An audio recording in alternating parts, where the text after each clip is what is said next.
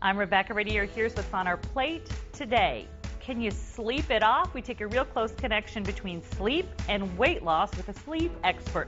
Also, we're going to weigh in on keeping that 2012 commitment to losing some weight this year. And finally, we have an expert chef in to show us how to cook those brand new first vegetables of spring.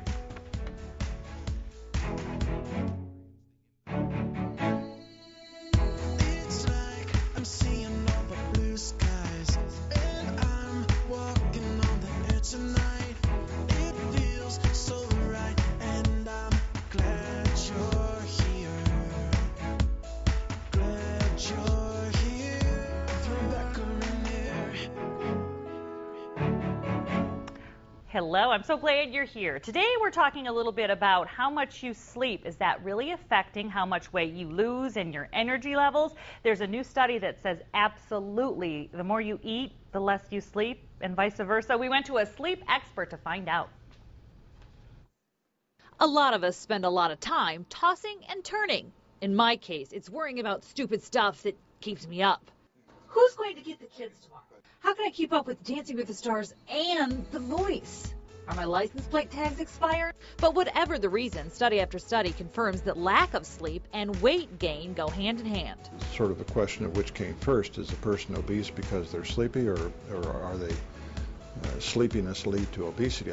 And worse, lack of sleep can make you hungry. There's a clear connection between appetite centers being stimulated and sleep deprivation. And when you're tired, food can come into play in two ways. We think it's in order to maintain energy levels and maintain wakefulness.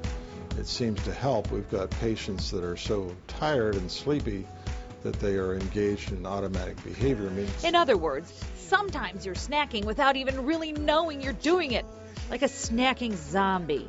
So, if you are trying to lose weight and you're restricting your calories and you're doing some exercise and you're not losing weight, then you might want to think about that you may have a sleep component, an inadequate sleep time component that's interfering with your ability to get weight loss. The doctor says most adults need 7 to 8 hours of sleep a night. If you can sit quietly without falling asleep, you're getting enough. But if, after a minute or two, when you sit down, you nod off, you need more sleep. The key is, if you want to be healthy and healthful, is to get adequate amount of sleep. So try not to worry. I hope there's not any zombies in the backyard. And if you can't lose, do your best to snooze.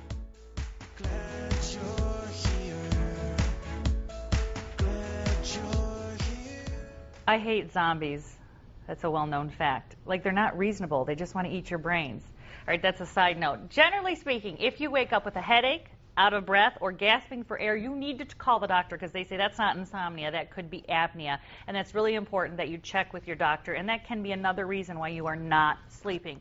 Now, this new sleep study comes from the Mayo Clinic, and there's a couple of really important things that it has found out about how we sleep and how we eat. Basically, people who are getting less sleep, even 20 minutes less sleep, they're eating 550 more calories a day. Just 20 minutes less sleep, you're going to eat that much more a day, each day. The other thing that's important that we found out when we read this study is the amount of energy used for activity stays the same. So you might be up and thinking, oh, I was up 20 hours today, I must have burned more calories.